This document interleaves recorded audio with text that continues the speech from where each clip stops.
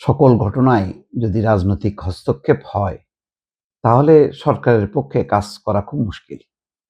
যেমন ইসলামী ব্যাংক, সেটা নিয়ে তো চললই। সংসদে আলোচনা। ফলে একটা ব্যাংক ব্যবস্থার উপরে যে একটা স্থিতিশীলতা, সেটা নষ্ট হয় এসব আলোচনায়।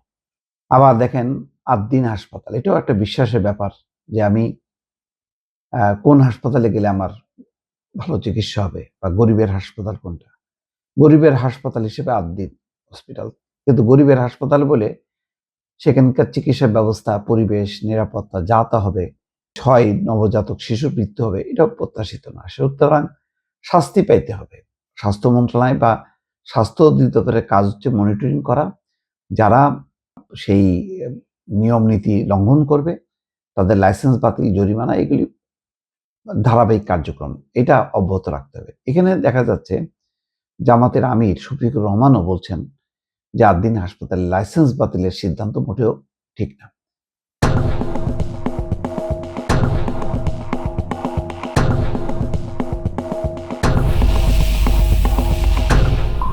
আমি যেটা মনে করি যে লাইসেন্স বাতিল হচ্ছে একটা শাস্তি।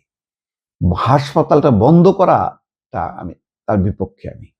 অর্থাৎ লাইসেন্স বাতিল করার মধ্য দিয়ে তুমি আবার লাইসেন্সের জন্য আবেদন করবা এবং শর্ত পূরণ করবা, নিরাপত্তা নিশ্চিত করবা।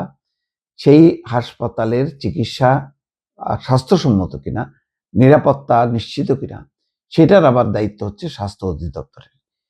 এই মানে যৌথ দায়িত্বটা যেমন হাসপাতালের নিতে হবে, তেমনি স্বাস্থ্য অধিদপ্তরের নিতে হবে।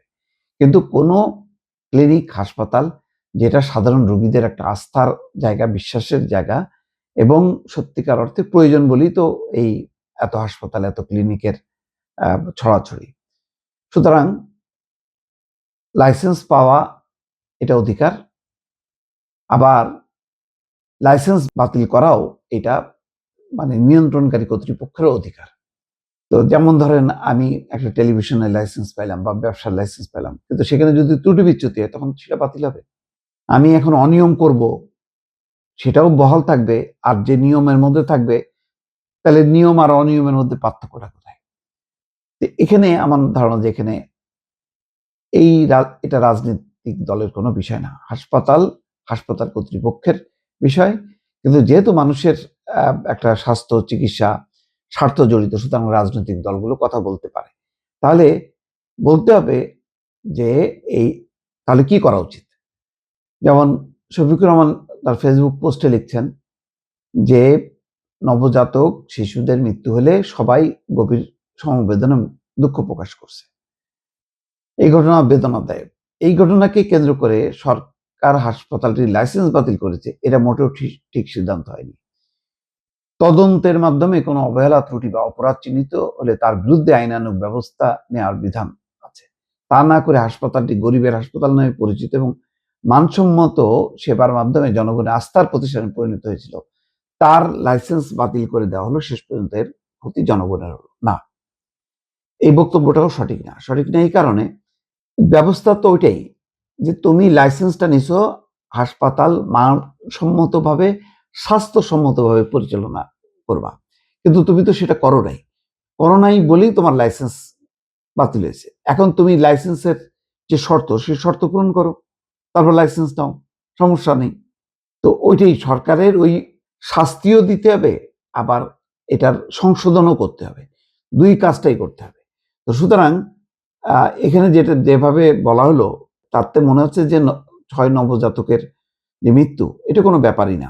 হাসপাতালের লাইসেন্সটা খুব ইম্পর্টেন্ট না, হাসপাতালের লাইসেন্সটা গুরুত্বপূর্ণ না, মানুষের জীবনটা গুরুত্বপূর্ণ। সুতরাং মানুষের জীবন রক্ষার সমস্ত বিধিবিধান গুলো কার্যকর করে তারপরে এই লাইসেন্সটা পুনর্বিবেচনা যদি করা না হয়, আর শাস্তি যদি না দেওয়া হয়, আশকারা যদি দেওয়া হয়, তাহলে এটা অনিয়মিতভাবে পরিচালিত হতে থাকবে এবং এটা মানুষের জীবন রক্ষার বদলে জীবন দুর্ঘটনার মধ্যে পড়বে।